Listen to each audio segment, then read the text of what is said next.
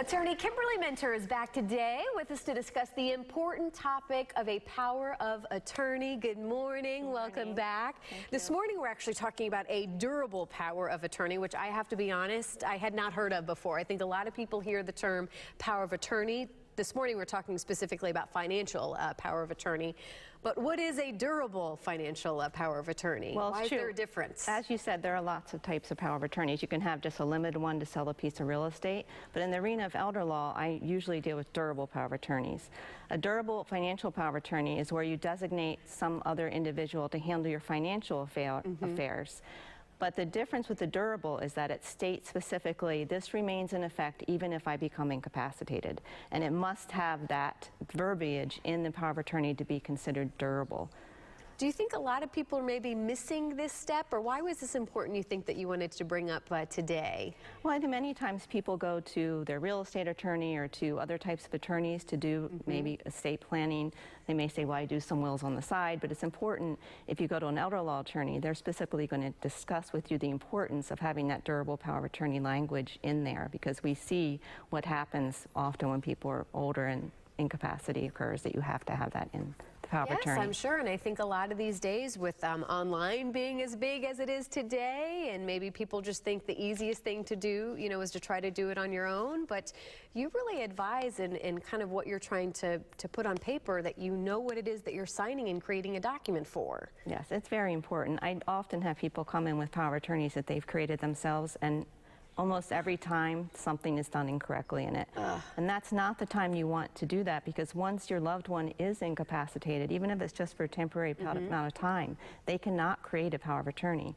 So then it would be necessary to go to the court and get a formal guardianship, which is very costly, a minimum of $3,000 to $5,000, and the court will be involved continuously. So for a minor investment of money, to have a power of attorney can save your family a lot of expense and emotional costs as well. You know, we've talked before about how you're kind of specialized with the elderly, but how soon should you be looking at something, getting a document like this? Well, actually, every adult should have a financial durable power of attorney, because even if someone young just had a car accident and was temporarily unable to manage their finances, without that document, a guardianship would be necessary. So everyone should have a power of attorney for sure. The durable power of attorney is especially important as we get older. And as I do elder law, so in your 60s, it's really mandatory or necessary. And we were talking earlier too, it's not only important to make sure you have it done, but to make sure that whoever is the power of attorney, whoever you are signing that, make sure these conversations are being had with that person, with their family, so everybody is on the same page. They know where to find these documents as well. Yeah, that's very important. I tell my clients they should have a kick the bucket list in addition to their bucket list. So, and the kick the bucket list is they should write down every asset they own, where it is, an account number, even if it's online accounts, and they should tell their child or their children where this will be, where their wills will be, where their original documents will be. Is there a place that you recommend? I mean, is it okay just to keep it in your home, or, I mean, what do you suggest? I think a safe deposit box is probably the best place because of the flood and fire risk, but if you do that, be sure you list at least one child as someone that can access the box.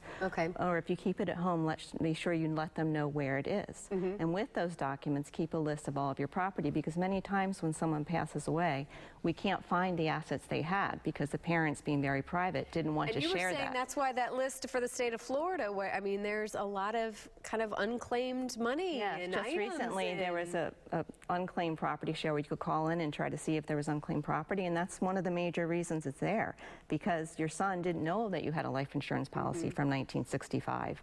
So it's really important, if you don't want to discuss it now, put that kick the bucket list with your important documents. Well, Kimberly, always such a pleasure to have you on. I always learn a lot from you. Thank you for being here this morning. We look forward to having you back. Thank you. And if people want to find out more information, very easy, just to call your office. You say you're the one that answers the phone. You'd love to hear from them. Well, I don't always answer, but I am very easily accessible, and I'm the first point of contact after the person who answers. So, Kimberly, thank you so much. We appreciate it. Again, there is her website and the number to call. We, of course, will put more info on our website as well, tvmorningblend.com.